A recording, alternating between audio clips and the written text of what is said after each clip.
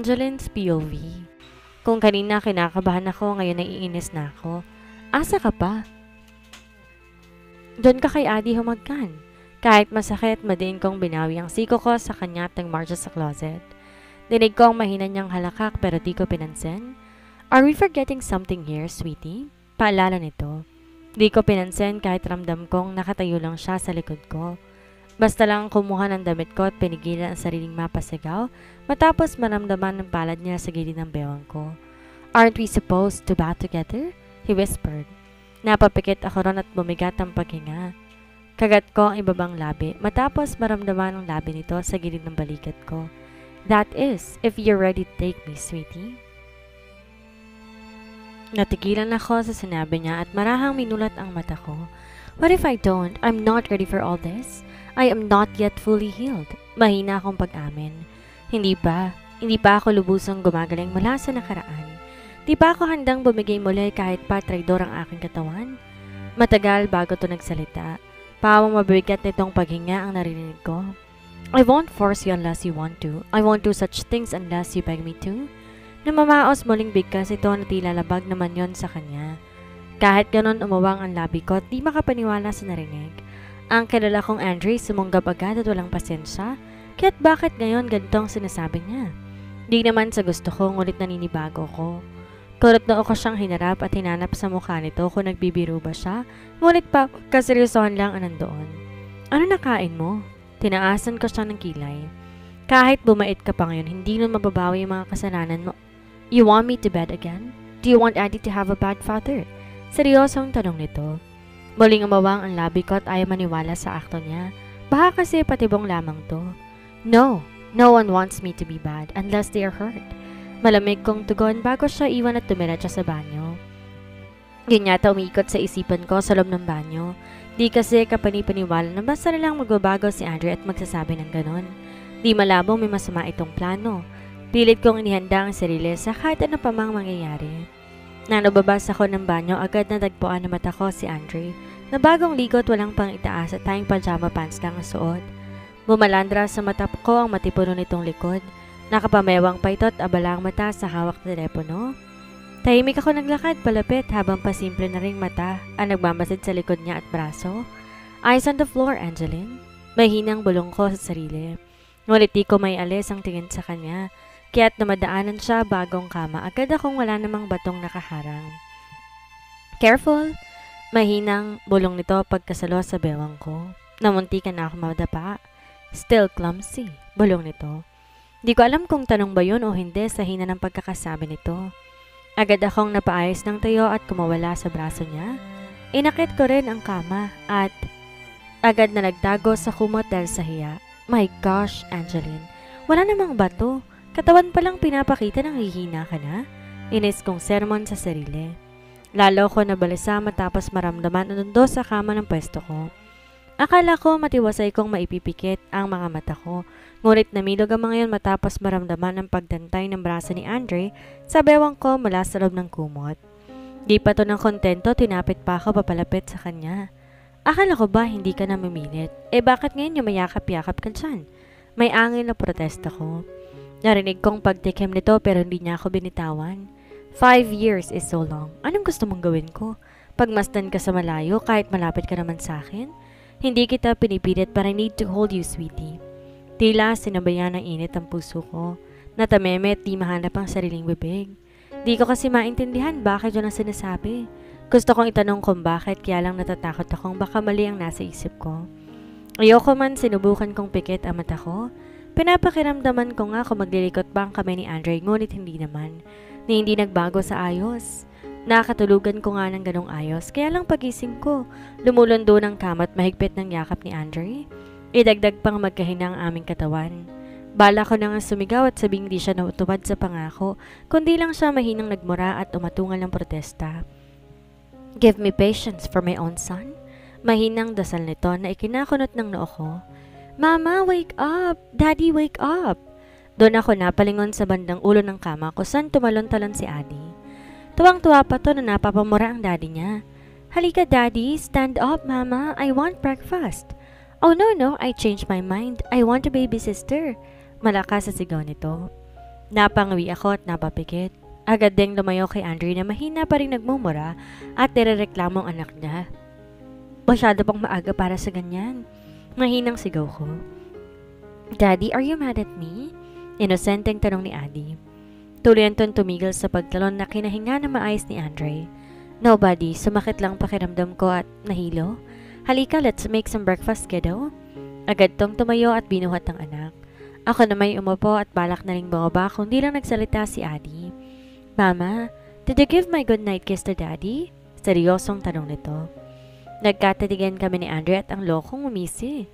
Umiling to kay Adi na siya namang kinadismaya ng bata. Why, Mama? Bakit di mo po binigay? That's from me. Your mama hates me, buddy. That's okay. That's not okay. Fine. Good morning kiss na lang po ibigay mo kay Daddy, Mama. Please? Hiling nito na ikinagulat ko. Adi, no. What's wrong with good morning kiss, Mama? Hagkan mo si Daddy gaya ng ginagawa mo sa akin. Ngumisi pa to na akala mo madali lang hinihiling niya. Bilis na, gawin mo na lang. Asar pang lalo ni Andre. Naringkit ang tingin ko at balak siyang talikuran, ngunit nauna pa niyang hilahin ang bewang ko. Idampi ang labi niya sa labi ko. Gulat ako na patitig sa nakapikat niyang mata. Tila ko kinunan ng hininga sa ginawa niya, kahit nakadampi lang naman ang labi niya. Buhat niya pa si Adi. Dirid ko mahinang hagikek ni Adi kung kahit natauhan ako, dumako sa kanyang paningin ko. Takip nito ang bibig, ngunit kita ko naman ang kilig sa mga mata nito. Agad kong nalayo ang mga labi ko at tumikim.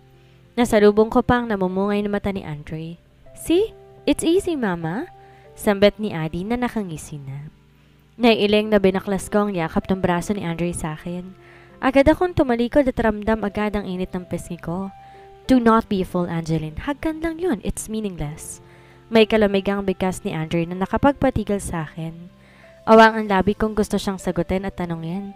Ba't parang kagabi hanggang kanina sweet siya, tapos ngayon ang lalamig na? Where do you want to eat breakfast, buddy? Dinig kong tanong nito kay Adi.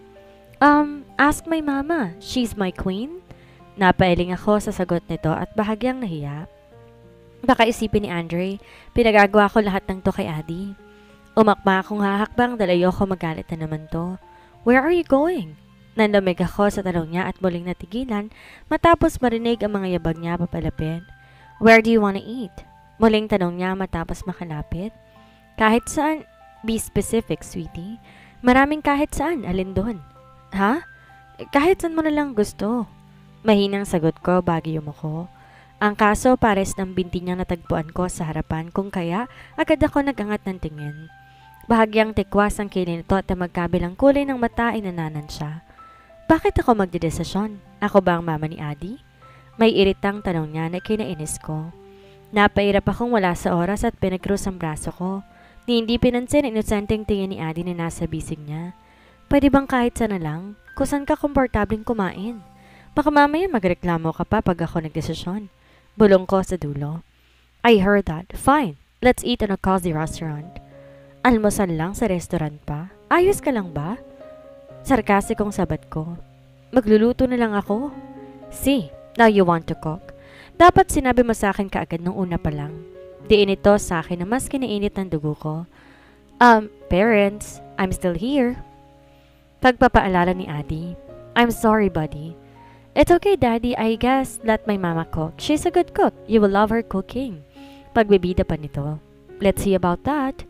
Kumisi si Andre at pinasadahan ako ng tingin pero syempre umakto akong confident kahit ba di pa naman ako kagalingan magluto. Marunong pero di magaling. Magkaiba yon. Bababa na ako. Magluto na lang akong pancakes. Hindi ko na siya hinintay pang sumagot at nauna na lang sa kusina. Diratnan ko ron si Yaya Karen na nahihiyang ngumiti. Good morning po, ma'am. Mahinang bati nito. Good morning din po. May pancake mixture po ba? Ginala ko ang mata sa kusina para maghanap. Ngunit nabuksan na ni Yaya Karen ang cabinet at nilabas ang 2 box ng pancake mixture. Thank you po. Maliit tong ngumiti at tinulungan pa ako mag-ayos ng gagamitin. Seryoso ko sa ginagawa pero napaangat din tingin matapos marinig ang halakak na mag-ama. Sandali akong natigilan. Aaminin ko naman nag-init ang puso ko sa narinig. Madalas seryoso si Adi at ngayon ko lang siya narinig ganito kasaya. Yung tipong wala nang bukas. Ngunit agad na wala doon ang atensyon ko matapos marinig ang pagbagsak ng maliit na stainless bowl. Sorry po ma'am, nadulas. Si Yaya Karen na agad pinulot ang bowl. Tumango ako at pagbalik ng tingin ko sa harapan, walang pang itaas ng katawan na nakita ko. Sandaling naglakbay ang mata ko sa abs nito pababa sa, "Never mind. Eyes up, sweetie." Nangaasar na pagkuha ni Andre sa atensyon ko. Halos mamula ang mukha ko dahil sa hiya. Para di halata, nilingon ko na lang si Adi na nagtataka sa akin. "Mama, your face is red." Inosente pang turo ni Adi ang mukha ko. "That's natural blush on, buddy. Your mama blushed because of me." Mayabang na salo ni Andre. Dinig kong mahinang napaubo si Yaya Karen habang ako'y pilit na hinigpitan ng hawak na whisk. "I'm not blushing, mainit lang." "Because I'm hot, sweetie." Mayabang nitong sagot bago ko binigyan ng kindat. Awang ang labi ko sa sinabi niya. Mas lumakas din ang ubo ni Yaya Karen habang si Adi nagpipigil na matawa. "Ilalagnat ka ba, Andre, o kulang ka sa tulog?" Tinaas kong kilay ko at nagpatuloy sa ginagawa. "Bukabanat lang naman." Sobrang hinang bulong nito, ngunit dumaan pa rin sa tenga ko na kinatigil ko. "Miss Karen, can you leave us for a while? I think Miss Dimasupil needs my help." May otoridad na utos nito. Hindi ako makauma matapos makitang lumabas nga ng kusina si Yaya Karen at iniwan kami. Dumagundo ang puso ko matapos lumipat si Andre kung nasan ako. "You will help Mama cook, Daddy?" Si Adi na printing nakaupo at nakamasid sa aming dalawa. "Yes, buddy. I guess your mama needs some sweetness. I mean, she forgot the sugar." Agad nitong bawi matapos makitang galit kong tingin. Inabot nga ang asukal at ang peste, pumesto pa talaga sa likod ko. Muntik pang mapasigaw matapos yung hawakan ng kamay kong may hawak na whisk. "This is the right way, Miss Dimasupil." Mahinang bulong niya bago mas lumapit. "Scratch that, I am the right way." May kayabangan dagdag pa niya. Nagtitimping binawi kong kamay ko at tumakmang aalis sa tabi niya ngunit agad itong iniharang kamay nito sa mesa. "Leaving now, sweetie? Don't you want to stay and watch me cook? I bet I'm a hot chef that you need to boost your appetite." Bulong niya sa tenga ko. Di ako halos nakakilos dahil sa kanya. Di na nga ako nagluto at ito pa nagpatuloy doon. Dinamay pa si Adi na ngayon nakaupo sa mesa at pinipilit maghalo ng mixture. "Wag na, baby, magkakalat ka lang." Pasimpleng saway ko. Ngunit dito nakinig. "Mama, this is for you. Daddy is cooking for you." Napasa po ko sa noo. Di ko talaga maintindihan ano tong ginagawa ni Adi at nagsasabi ng ganito. "He's cooking for himself alone." Mahina kong sagot. Sapat lang para di marinig ni Adi. Bitter na kung bitter. "I'm cooking for my son." Mahinang boses sa gilid ng tenga ko. Natigilan ako sa kinatatayon at di makagalao. Pasimple pang dinantay ang mainit na palad sa aking bewang. "Unless you forgot that," he added. Pagkasabi doon lang ito lumayo. Di ko makayanan ang tensyong nararamdaman, kaya agad akong tumungo sa ref at kumuha ng malamig na tubig. Nagsalin sa baso, diretso inom. Ngunit muntik ang kumibog matapos makitang malalim mapagtitig ni Andre sa akin. Tila binibilang bawat paglago ko. Bumagal ang pag-iinom ko na maliit nitong kinangisi. Kita ko pang kinagat nito na maliit ang labi niya, bago ko pinasadahan ng tingin kung kaya agad akong tumalikod sa kanya. "Daddy, the pancake is burning." Taranta si Andre sa pag-off ng kalan at pagsalba sa pancake. Agad niya nilagay sa plato, ang kaso itim na itim ng kalahati nito. "What have you done, Daddy? How can my mama eat that?" Reklamo ni Adi. Napatitig ako kay Andre na nakangisi at tila natutuwa pa sa sunog na pancake. Ang sama talaga ng budhi niya kung papakainin ako ng sunog ng pancake. Umakto tong sa lubong kilay at walang mali siya. Tinapon sa lababong pancake maging ang bowl na mixture na kinawang ng labi namin ni Adi. "Guess we should eat outside?" Di siguradong tanong nito. Di ko pinansin ang tanong niya dahil nanghihinayang ako sa niluto niya. "Bakit mo tinapon? Pwede pa yung kalahati at pwede pang lutuin yung sobra." Hysteria kong wika ngunit wala na magagawa pa. Who would want to eat burnt food? Let it be, let's just eat outside. May otoridad na bikas nito bago isa-isang nilagay sa lababo ang mga pinagamitan. "But I want pancake." Mahinang maktol ni Adi. Napalabi ito at marahang yumuko sa mesa. "Then we will eat pancakes outside, kiddo. The good one." Baliwalang sagot ni Andre. Humalokip-kip ako at sumandal sa lababo. Pinakatitigan ko si Andre na kaagad binuhat ng anak. "What's with your stares?" Mas naningkit ang titig ko sa kanya. Sinundan ko rin to nang lumakad to palabas ng kusina habang buhat si Adi. "Sinadya mo yun, no?" Ako sa ko. What? Litong tanong ni Andre. Sinadya mong sunugin yung pancake para makakain sa labas? Hindi mo man lang naisip na gutom na si Adi. Kumibit balikat to at agad tinahakang palabas ng bahay. Wala tuloy ako magawa kundi sumunod kahit nakatendong jammies pa ako. I know a pancake house, we can eat there. Pa-deliver mo na lang. Gutom na si Adi para magbiyahe pa, pagtutol ko. Ngunit sumakay din naman ako sa sasakyan nito matapos buksan ang passenger seat nito. Marahan niya pang nilapag sa kandungan ko si Adi na nagtatago ng ngiti. Takot mapagalitan ngayong inis ako. It's just the same. Magbabiyahe rin naman ang delivery man. Same distance, same time, same cost as well. Tayo na lang ang pupunta. Pagrarason pa ni Andre. Right, Daddy? I hope the pancakes are hot and fluffy too. Napairap ako at kunot noong tinanaw na lang ang bintana. Ano pa ba ang laban ko? Nanahimik ako sa biyahe habang silang magkama tuwang-tuwa sa kahit anong usapan nila. Here we are. They have the best maple syrup here too. Tinanguan ko siya bago bumaba. Hindi ko alam saan ako naroon pero matapos makitang pancake house, nasabik ako. Modern style pero sa kahoy gawa. Preskong tignan at mukhang dilin siksikan sa loob. Ayaw mo ba? Kunot toong tanong nito matapos akong mahuling nakatitig sa pancake house. Di naman, nakyutan lang. Tumango ito at binuhat si Adi. Tahimik akong bumaba hanggang tuluyan na kaming tumuloy sa loob. Amoy na amoy ang pancake at butter sa bungad pa lamang. Kung malamang sikmura ko, talagang ako nang naghanap ng maupuan. Dito na lang tayo malapit sa bintana, request ko. Natutuwa kasi ako sa maberdeng view ng bintana at masarap na hangin mula doon. Wait me here. I will order and answer my phone call but I will be right back. Maingat itong binaba si Adi bago agad na umalis. Sinundan ko siya ng tingin at nagtaka sa galit niya ekspresyon matapos sagutin ang tawag. Mama, you like it here? I'm kind of miss the sea, Mama. Pag-amin ito. You wanna go home now? In Guimaras? Nananansyang tanong ko. Mabilis itong umiling. No, I don't like the place here, but Daddy is here so I will stay here. Maliit akong napanguso at muli na naman yatang atakihin ng selos o tampo. Kaya lang di na yun napansin ni Adi matapos yatid ng mga in-order ng ama nito. Tahimik na naglapag ang waiter at nang makaalis ito, excited nang kumain sa plato ni Adi at mag-slice ng pancake niya. Eat a lot, baby. Muli ko pang paalala. Binalik ko agad ang tingin sa sariling plato ko para lang din maistatwa matapos mahuli si Andre na pinag-slice ako ng pancake. Kaya kong kumain mag-isa. Si Adi ang pakainin mo. Malamig kong bigkas. But you're already feeding him. That's why I'll be the one to feed you. Mas mahirap na't baka mawala ng mama si Adi kapag nagutom ka. Walang mali siyang banggit niya.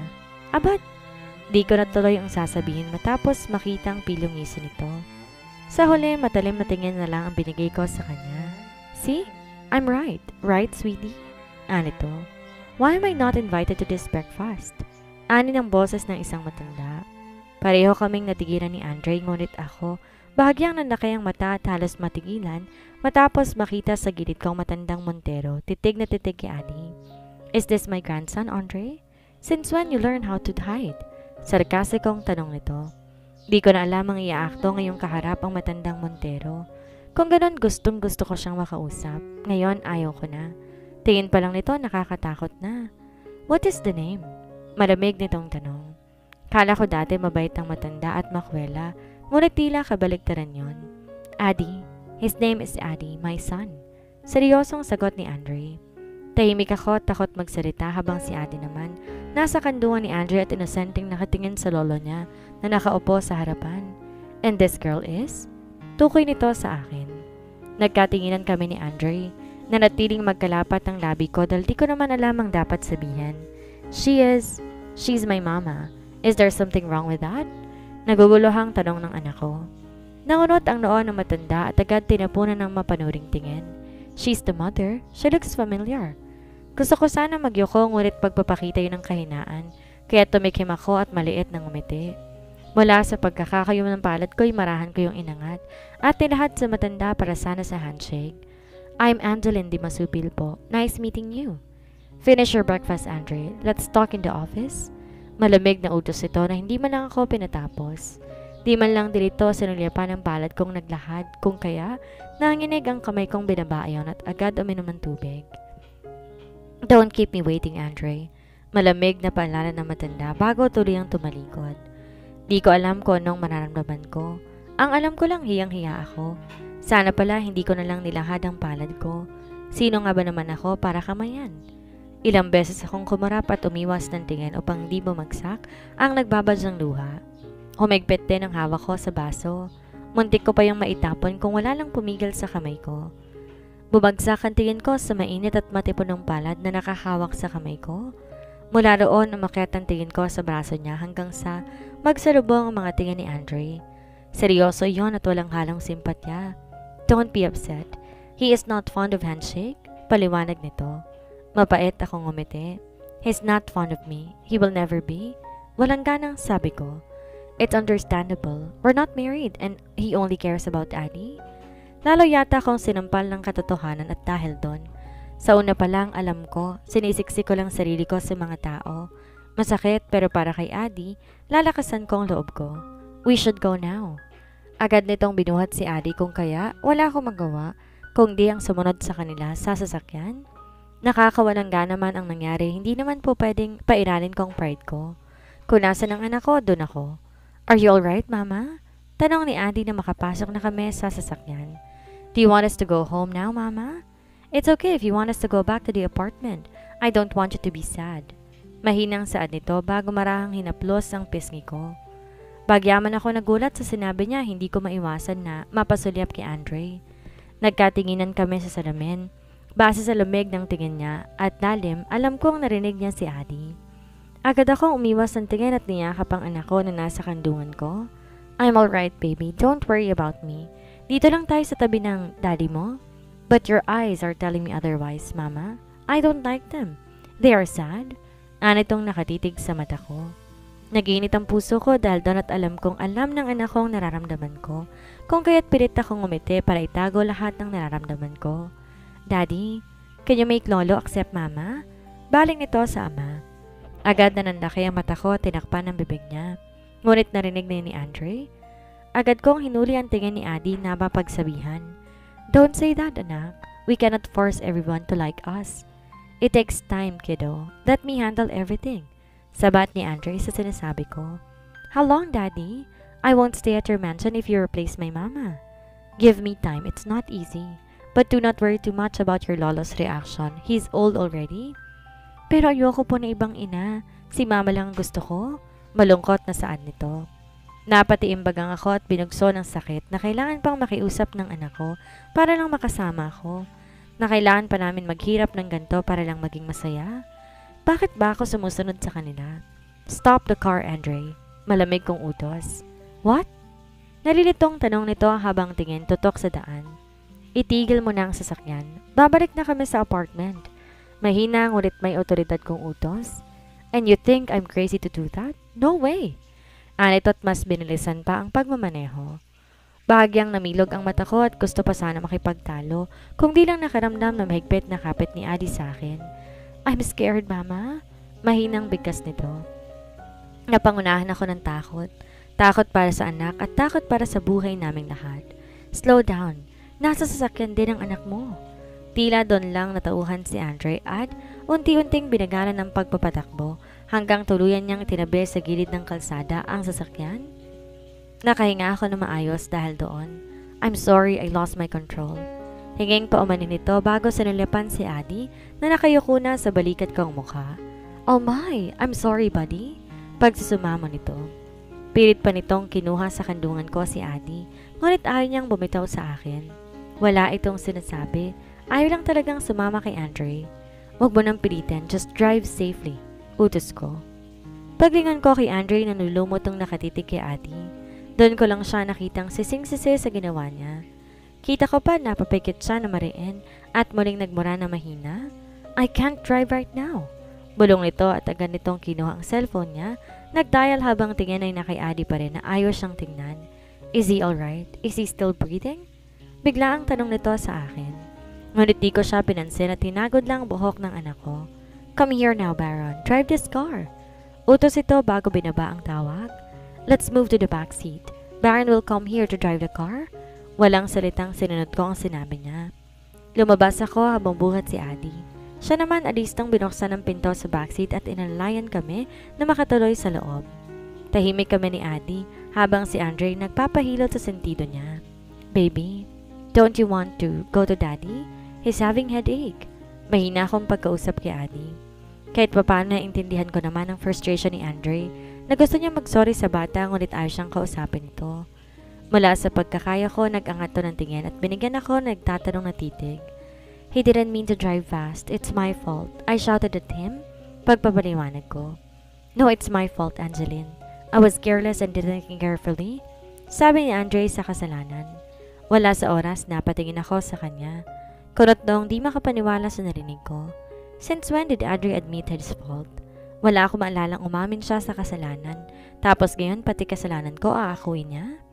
If you can only forgive me, buddy. It's okay, Dad.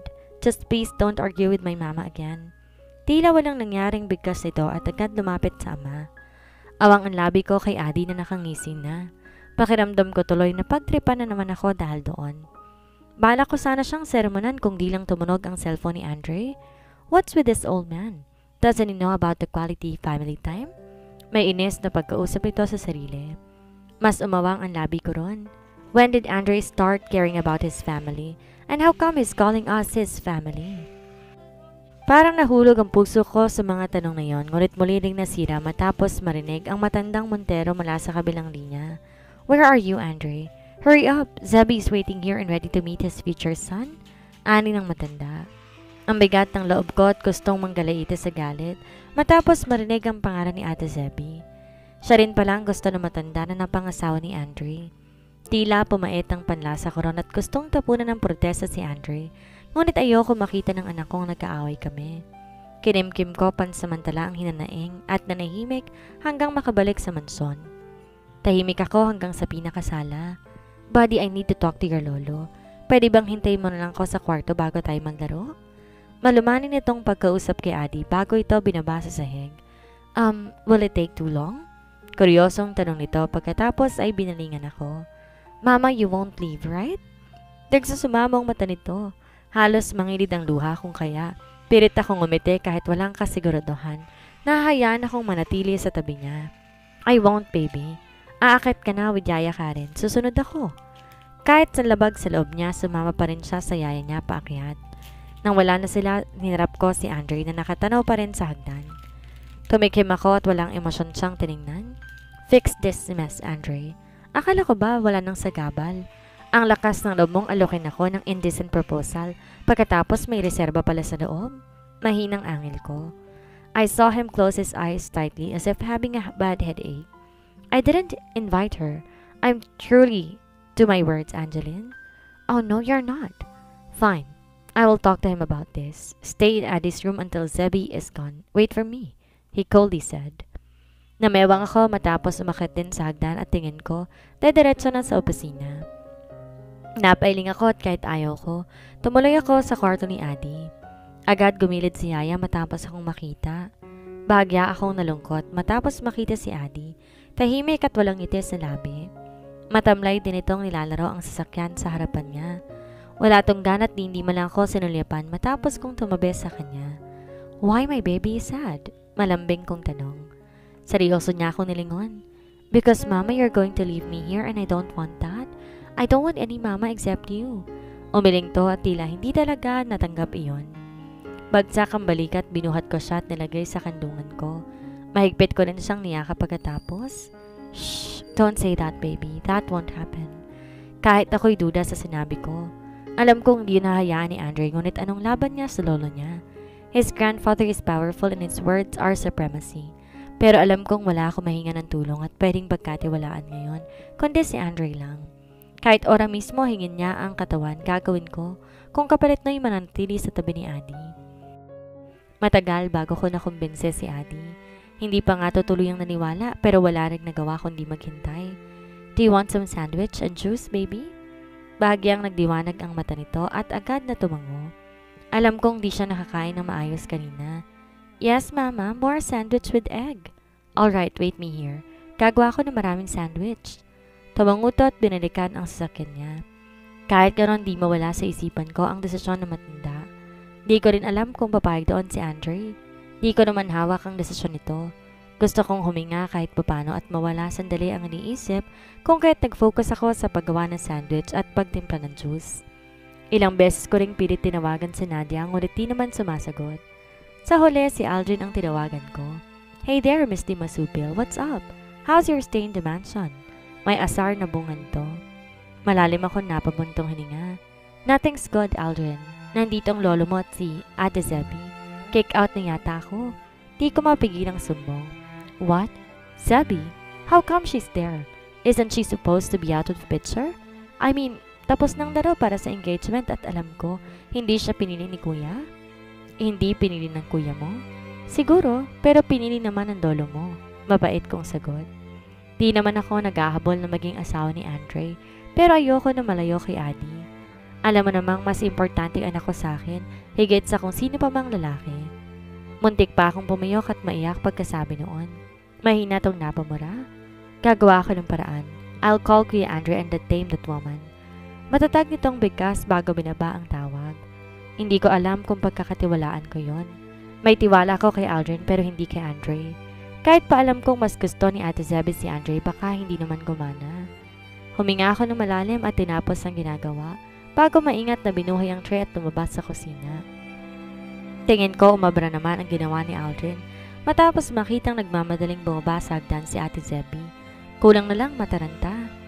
Tahimik ako nagpatuloy sa paglalakad kahit pa alam ko makakasalubong ko siya. Bruha, so you got in. Enjoy every minute now, baka bukas ako ng mama ni Adi. Mayabang nitong bigkas bago tumigil sa harapan ko. Walang emosyon ko siyang tinignan bago maliit ng inisihan. Then why are you leaving now? Hindi ba't dapat ngayon pa lang mama ka na ng anak ko? Tinaasan ko siya ng kilay ngunit naningkit ang mata nito sa akin. O baka naman may ibang lalaking mas matimbang. Mind your own business, Angeline. Huwag kang marites dyan. Matapang niyang putol sa sinasabi ko. Di pa ito na kontento at tinaasan pa ako ng kilay bago inayos ang bag nito. Nagbukas na ang labi niya ngunit di natuloy matapos marinig ang hakbang pababa ng hagdan. Nagkatinginan kami. Halos magsalubong ang kilay ko matapos kunin ang isang baso ng juice sa hawak kong tray at ibuhos yun lahat sa buhok niya at katawan. Nababaliw ka na ba, Zebby? Naguguluhang tanong ko ngunit hindi niya ako sinagot. Bagkos kinuha niya pa ang sandwich at pinahid sa damit nito. Halos manlaki ang mata ko matapos itong umatong na itulak bago binasag ang baso sa gilid niya at kunwaring nadulas doon. Oh my gosh, why did you push me? Sigaw nito na umalingaw sa buong mansyon. Awang ang labi, hindi maintindihan ang ginawa nito at pagtulo kuno ng mga luha niya. Hindi ako nakagalaw matapos tuloy ang makita si Andre at ang matandang Monterong papalapit na sa amin. What have you done, Angeline? May gigil na tanong ni Andre bago nilapitan at sinuri si Zebby. Hindi ko alam. Basta na lang niyang binuhos ang sinungaling. You pushed me. Tinapon mong baso sa akin? Umiyak to at halos kumapit na sa braso ni Andre na di maalis ang tingin kay Zebby. Para akong tinuklaw ng ahas at hindi makagalaw. Doon ko lang naintindihan ang ginagawa ni Zebby at kahit magpaliwanag pa ako, alam kong hindi ako paniniwalaan. Hindi totoo yan. Ikaw ang may gawa niyan sa sarili mo, Zebby. Mahinang bigkas ko. Napakasinungaling mo, Angeline. I am your sister and yet you did not respect me and even push me on the floor. Mangiyak-ngiyak nitong bigkas habang tinutulungan ni Andre na makatayo na maayos. Sa nakita, hindi ko alam kung unahin ko ba ang kasinungalingan ni Zebby o magpo-focus sa nakikitang concern ni Andre sa kanya. Ni hindi malang ko tiningnan at ang buong atensyon na kay Zebby. Alam mong hindi totoo yan, ate. Ikaw ang may gawa niyan sa sarili mo. Enough! Dumadagundong na boses na matandang Montero ang nagpatigil sa akin. Nanamig ako at hindi nakakilos. Nandulumo ako napatingin kay Andre at balak nang humingi ng tulong, ngunit abala to sa pagpunas kay Ate Zebby gamit ang t-shirt niya. Andre, pagkuha ng atensyon sa kanya na matanda. Tumigil to at mabilis akong sinilapan bago ang lolo niya. Halos manginig ang kamay ko at di malaman ang gagawin matapos akong matalim matingnan na matanda. I don't want to see this woman again in my mansion. Send her away. She doesn't deserve to be my grandson's mother. Mabalasik nitong utos na siyang dahilan ng pagpatak ng luha ko. Hindi ko alam ang gagawin ko. Hindi ko masundan ang nangyayari. Ang alam ko lang, pinapalayas na ako sa mansyon at dapat may gawin ako para hindi yun matuloy. Sir, Nanginginig ang paa kong pilit lumapit sa matandang Montero, ngunit walang mali siya tong basta na lang umalis at tumakit sa hagdan. Nanlumo ako at balak na si Andre ang kausapin, ngunit akin na nito si Zebby na kulang na lang magpabitbit na rin sa kanya. Tamad ako nitong tiningnan bago binigyan ng ngisi at mas kumapit kay Andre na kinakuyom ng kamao ko. Lalong mapdi ang puso ko matapos maiwan sa salang mag-isa at dumuluha pa. Nasulyapan kong natapon ng juice at mga sandwich sa sahig. Hindi man lang nakaabot sa anak ko at duda ko kung hahayaan pa ba ako makalapit kay Adi. Di na mapigil ang luha at nanghihina, napaupo sa sahig. Pilit inaaninag ang mga bubog.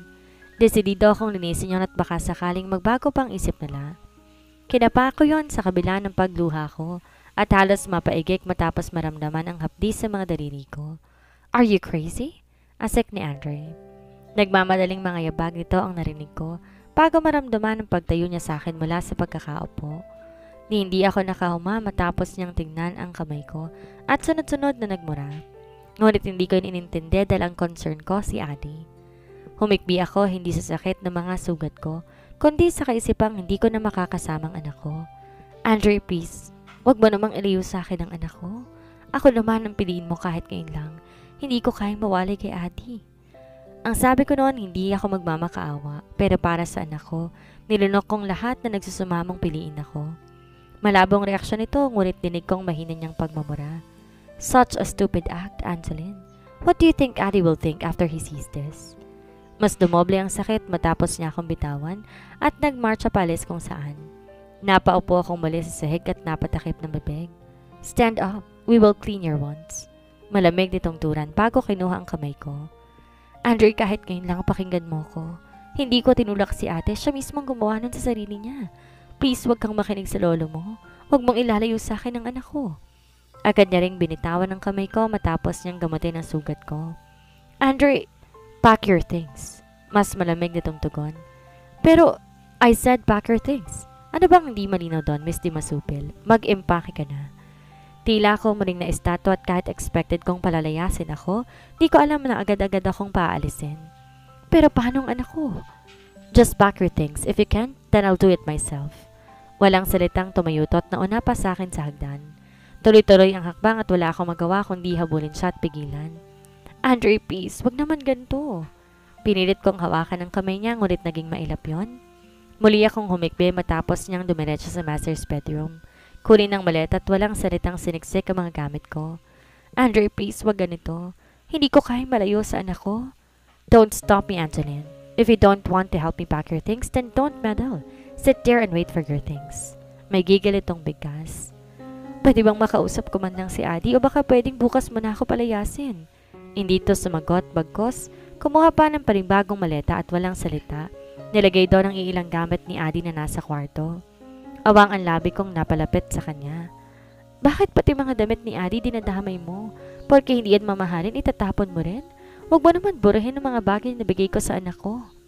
"Get Adi into his room." Pag-uutos nito. "Ha? Ano?" Naguguluhan kong tanong. Bumuntong hininga ito. "Get our son into his room. Aalis tayo rito." Awang ang labi, ayaw sumiksik sa isipan kong sinabi ni Andre. Napahawak ako sa braso nito nang wala sa oras. "What do you mean, Andre? Paano aalis tayo?" Pakiramdam ko hindi para sa akin ang matalim na tingin niya. "We will leave this mansion. If they cannot accept you here, pesting matanda yun. The mother of my child is very much welcome in my own castle."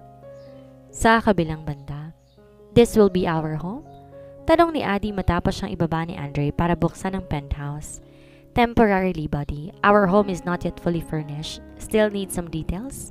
Simpleng sagot nito ngunit di nakatakas sa paningin ko ang bahagyang pagsulyap niya sa akin. Di ko alam ang iaakto o sasabihin.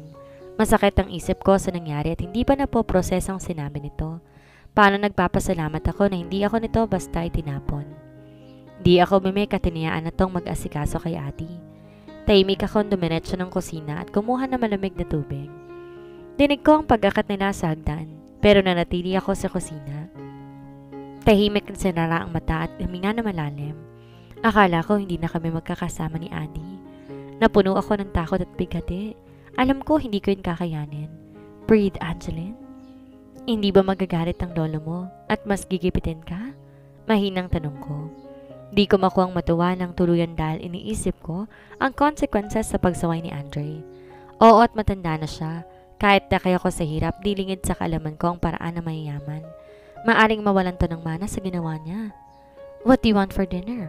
He asked instead of answering my question. Paano kung kunin niyang lahat sa'yo? Alisin ka sa posisyon? Muling tanong ko. Paano kung itakwil ka? Kaya mo bang mabuhay sa hinaharap? Inarap ko siya, ngunit nakaharap naman to sa sink, kaya hindi ko makita ang reaksyon niya. Kahit galit ako, di ko maiwasan mag-alala. Di dahil nagugustuhan ko siya, kundi dahil ayokong madamay na naman siya nang dahil sa akin. Aalis na lang kami ni Adi. Why? Sa madiin nitong boses. Napatras ako at napasandal sa mesa na may katalimang tingin niya. Why leave? You will run away because you think I will lose everything I have now? You will just leave because you think your son won't get any wealth from me? May kalakasang sigaw nito na kinatigalgal ko. Alam ko sa sariling wala sa mga sinabi ni Andre ang dahilan ko. Hindi yun ang iniisip ko. Wala akong pake sa yaman mo, wala yun sa isip ko. Then what? Do not make me a fool, Miss Di Masupil, he coldly said. Parehas kayo ng kapatid mo, gold digger? Mapait nitong sabi. Umiling ako bilang pagtutol dahil di ako tulad nila. Sinubukan ko pa magsalita pero pinigilan ako na malamig niyang berde at kulay pilak na mata. Alam mo kung bakit ko sila tinanggihan bilang fiancé ko kahit gusto ko si Zebi? Walang preno at tanong nito. Kusa ako na paranok at imbes mag-focus sa tanong ni Andre, isang pangungusap ang tumulak sa isipan ko at di alam kung bakit. He likes Zebi so much up until now. That is what I'm sure about. Kaya pala alalang-alala siya kanina rito. That's because they are only after my company. My company, Angeline. And maybe you all have the same blood because here you are, planning to run away again with my child just because my grandfather will strip down my wealth. Very funny, he sarcastically said. Umiling to at walang bakas ng tuwa sa mukha niya. Hindi rin ako makapagsalita at may pagtanggol ng sarili ko. Hindi yun ang intensyon ko dahil kung ako lang, kaya kong mabuhay sa hirap. Hindi yun ang ibig kong sabihin. Oh please, huwag kang magwalinis. Tandaan mong halos sayangin mo lahat ng pera sa card ko. Pero huwag kang mag-alala, kahit maging mahirap ako, kaya ko pa rin buhayin ang anak ko. Mapait nitong bigkas at turuyang lumabas ng kusina. Naiwan akong nakatulala. Napapikit ako na mariin at naikayamang kamay. Naiinis na hindi ko man lang naipagtanggol ng sarili ko, ngunit naisip ko para saan pa?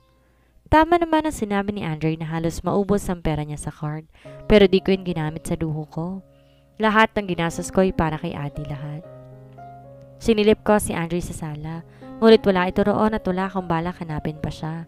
Siya tong nag-walk out, mag-usa rin siyang umuwi. Kahit masama ang pakiramdam ko, ako na ang nagluto ng baboy. Sinigang na lang ginawa ko. Matapos yon sililip ko si Adi at umidlip sa kwarto niya. Nagising ako matapos maramdaman ang lundo sa akin. Mama, I'm hungry. Dumabi ito at muli akong tinapik kahit pamulat na ang mga mata ko. I sighed and sat up. I'm sorry baby, nakatulog si Mama. I understand Mama. Sorry po at ginising ko kayo. Di ko kasi mahanap si Daddy eh. Paliwanag nito. Bumigat yatang muli ang pakiramdam ko dahil doon. Automatic ko rin ang pagtingin ko sa orasan para lang makita 6:00 na yun ng gabi at papadilim na nga sa labas. Baka binili ka ng lolo mo. Mauna na tayong kumain? Nananansyang tanong ko kay Adi. Nakakaintid itong tumango bago bumaba sa kama. Tahimik kami sa pagbaba sa kusina. Tingin ko tuloy alam ng anak ko na may problema dahil sa katahimikan nito. Kunwaring maayos ako at iniinit na ang ulam. Nagsandok ng kanin at naghain sa mesa. Na matapos mainit ang ulam, naglagay din ako sa mangkok at nilapit yun kay Adi. Mama, are you sure Daddy went back to the mansion? Nag-aalalang tanong niya. Napatigil ako sa paghigop ng sabaw. Di ko rin kasi sigurado kung saan nga ba to nagpunta. Ngunit ayoko nang mag-alala lalo si Adi. Iyon ang paalam ng daddy mo. Gigisingin kita kapag nakauwi na siya? Agad tong tumango at di na nagtanong pa. Di ko alam kung nakumbinsi ko ba siya o hindi. Basta nang bago tumatulog, pinaalala niyang gisingin ko siya. Please Mama, don't forget to wake me up. Kumibit balikat ako at maliit na ngumiti. Noted baby, sleep tight. Mabilis ko siyang hinagkan sa noo at kinumutan bago tinungo ang pinto. Imbes na sa master's bedroom, sa sala ko dumiretso. Namewang at napailing matapos makitang oras. 8:00 na ng gabi ngunit wala pa rin to. Alam ko may sariling isip si Andre at di required na umuwi na maaga, ngunit paano naman si Adi? Isa pa, saan pa ba siya pupunta ng gantong oras? Kaagad kong kinuha ang cellphone ko. Binala kong tawagan si Nadia para makapagsabi sana ng problema, ngunit pinigilan ko ang sarili at mas piniling wag tong istorbohin. Inescroll ko rin sa contact si Aldrin, ngunit nang tawagan ko cannot be reached naman. Kurot ang noo, umupo ako sa sofa. Di na rin naman ako makatulog sa pag-aalala matapos tumipas ang 2 oras at wala pa rin si Andre. Muli akong tumayo at sinubukang tawagan ang numero niya, ngunit sakto lang yon sa pagbukas ng pintuan at iluwatong medyo lango sa alak. Magulo ang damit at buhok, kahit malayo pa'y nasasamyo kong aroma ng matapang na alak. Kusang umakyat ang ilis ko at pabagsak at tinapon ang cellphone sa sofa. Huminga malalim at binigyan ng sariling singhalan to. Ngunit di ko matiis matapos itong dumiretso at binalaklagpasan lamang ako. Usong tawag, Andre. Nag-aalala si Adi sa'yo? May timping pagkausap ko. Tumigil to at tamad akong tiningnan. Pinasadahan pa ako ng tingin bago maliit nang umising. Why am I even stopping myself when in the first place I already own you? Langong tanong nito sa sarili na kinakunot ng noo ko. Napaatras ako nang humakbang to papalapit. Anong ginagawa mo, Andre? Umakyat ka na nga doon? Ngunit hindi ito nakinig. Mas tumawit pa to at walang ingat na hinapit ang bewang ko na impit kong kinasigaw. Ngayon nagsisisi na ako na tinawag ko pang atensyon nito. Di ako makahinga matapos maamoy lalo ng alak at di ako makailaw matapos makitang kislap sa mata nito. I told myself that I won't force you unless you will beg or force me. Nagpantig-anteng ako at akmang itutulak ang balikat nito. Hindi ako magmamakaawa para lang doon, Andre. Magtigil ka nga dyan.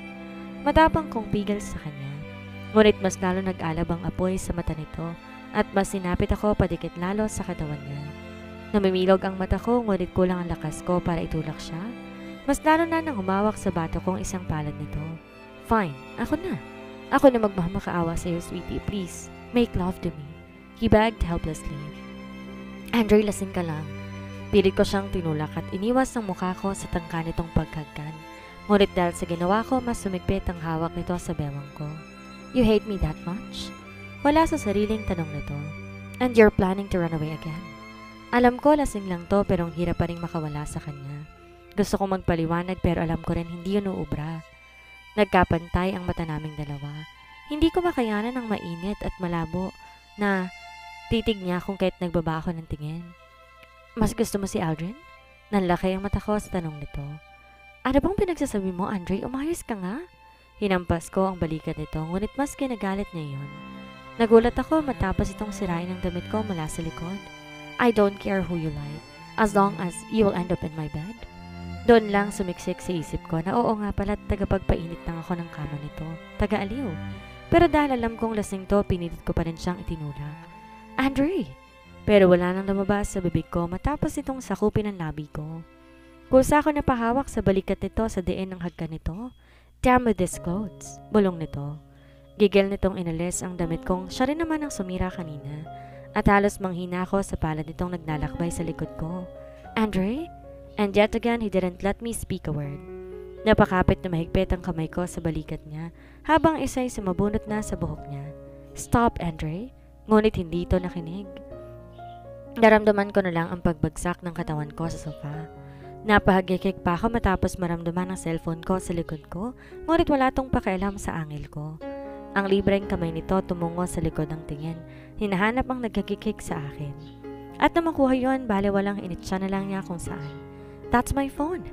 Nahihirapang bigkas ko sa gitna ng walang tigil nitong paghagkan. Maya-maya humiwali ang labi nito at tinitigan ako na para bang ako ang pinakamagandang hapunan ngayong gabi. Would you want me to stop? Bigla ang tanong nito.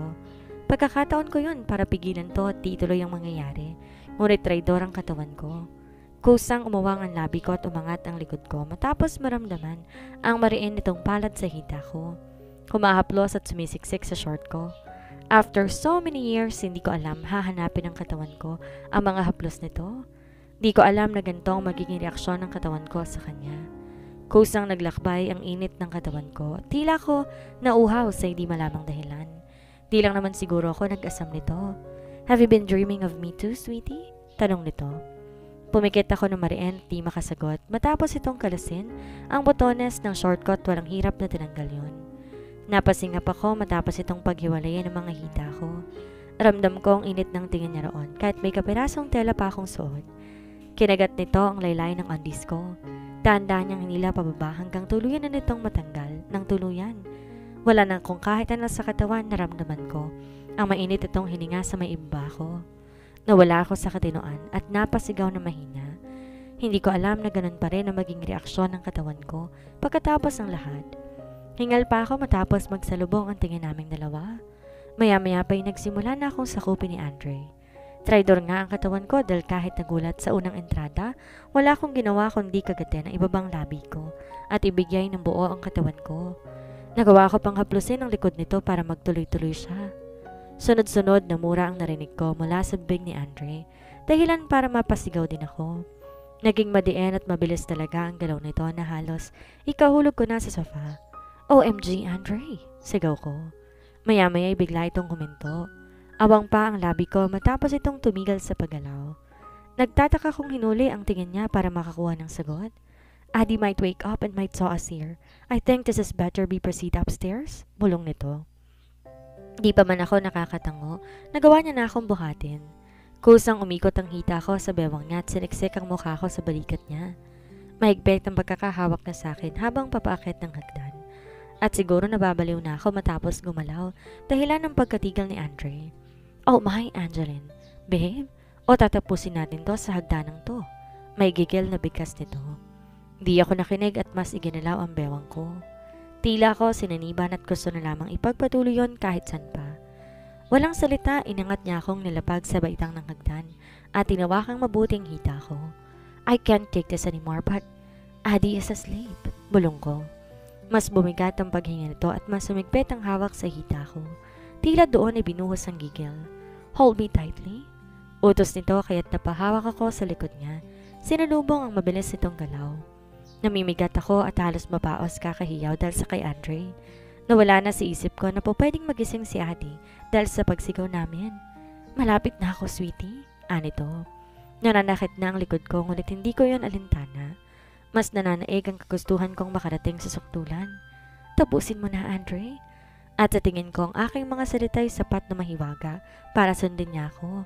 Dahil makalipas lang ilang sandali, sabay naming naabot ang sukdulan. Ngunit muling umawang ang labi ko matapos niyang muli akong buhatin at halos takbuhin ang kwarto namin. We need the bed. This is a lot. Ayoko magkalat. Bulong nito. Di ko yun maintindihan at di ko rin iniintindi matapos muling sakupin ng init. Hindi ko alam kung ilang beses yon. Ang alam ko lang antok na ako at siniksik pa ang katawan ko sa katawan nito. Sleep, my sweetie. Bulong nito. Sa kabilang banda. Hindi ko sigurado kung anong oras na yon, ngunit ang bigat ng talukap ng mata ko nang gumising. Nasa kaman at may suot ng t-shirt. Kinapa ko pa ang tabi ko ngunit wala na ron si Andre. Napabuntong hininga ko at tumayo na lang. Nananakit pa mga binti ko dahil kagabi ngunit pinilit kong tumayo. Doon ko lang napagtanto, t-shirt ni Andre ang suot-suot ko. Bigla, napailing ako sa kabaliwan ko. Bumabalik bawat pagsigaw ko kagabi at wala akong maalalang nagprotesta ako sa lahat ng iyon. Mukha nga nagustuhan ko pa eh. Mahina akong sinubunot ang sarili at pinagalitan. Ang rupok mo, Angeline.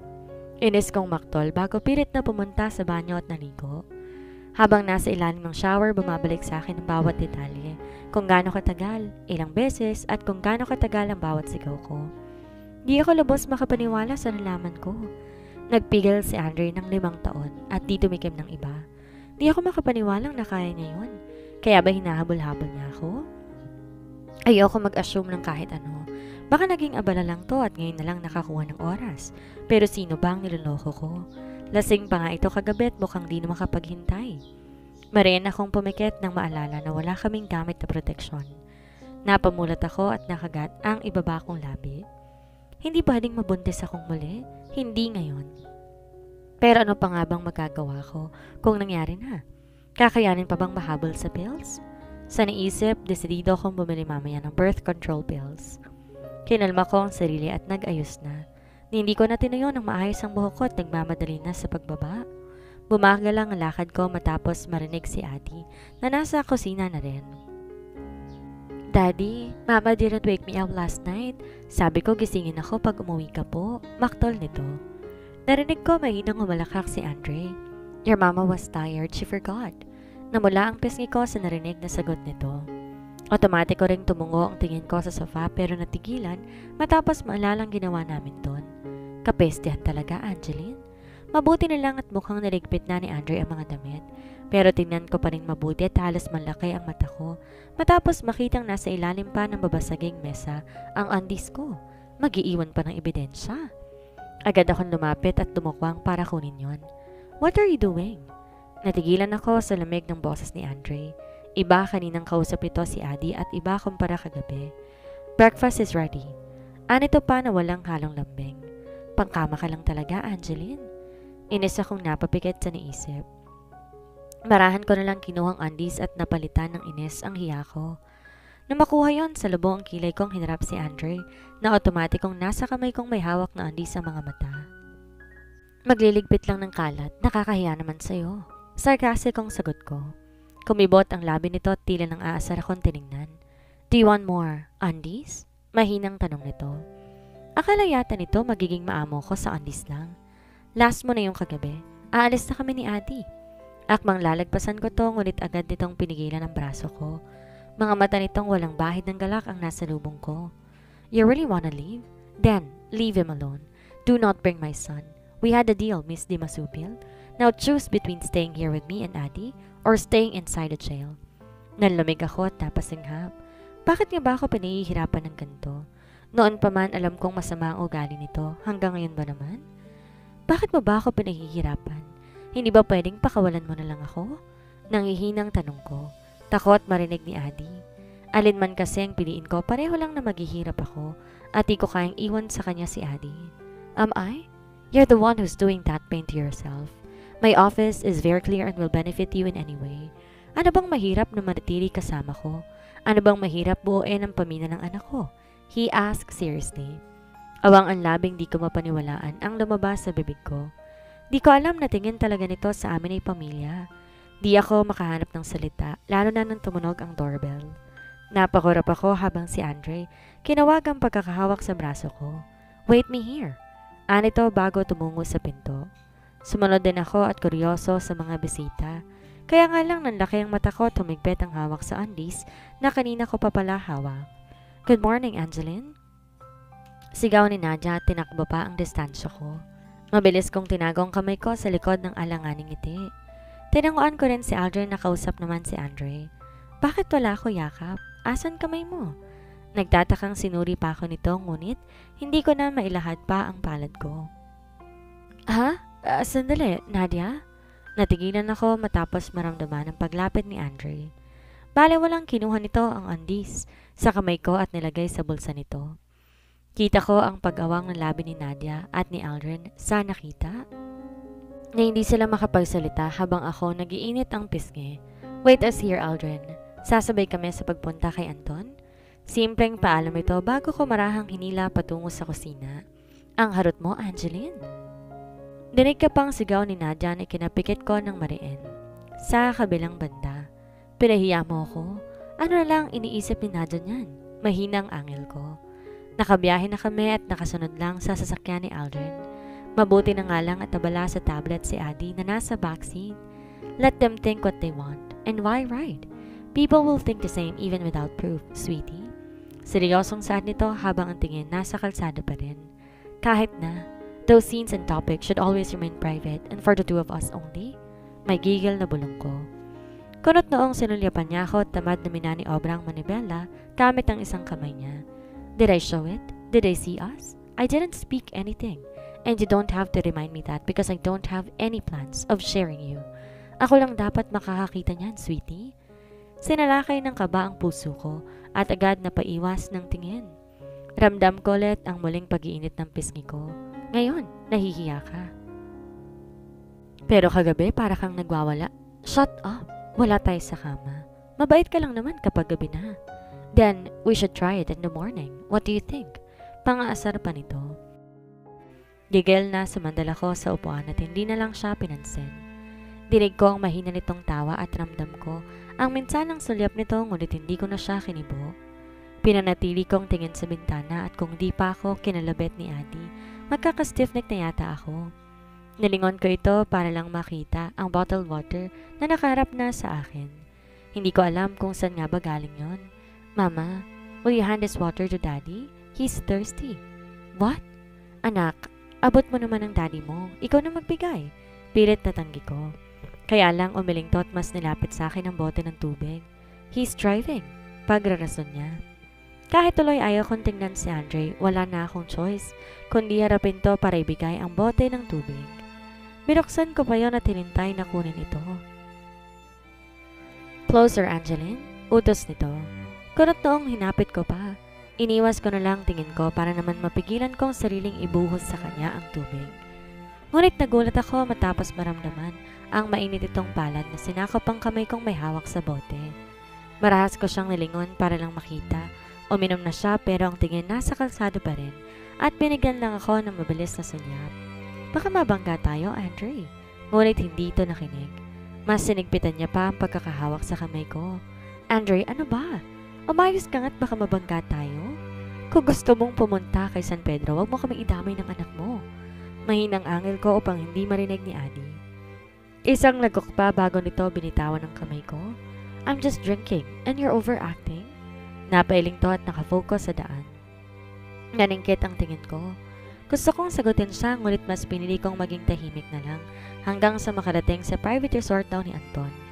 Huwag ka basta lalangoy at tatakbo sa kung saan, Adi. Huwag ka masyadong lumayo sa tabi ko. Papasok pa lang kami, pinapayuhan ko na to. Ayoko mangyari pa ulit ang nangyari sa dagat. Di ko na rin ilalayo ang tingin sa kanya. Mahigpit nitong hinawakan ng palad ko pagkatapos ay tumigil na ipinagtaka ko. Let's wait, Daddy, Mama. Seryosong saad nito. Tinanaw ko si Andre na papalapit habang nakasukbit sa balikat niya ang malaking bag na laman ng mga gamit namin. Isang gabi lang naman kung kaya konting damit lang. Daddy, hold my hand.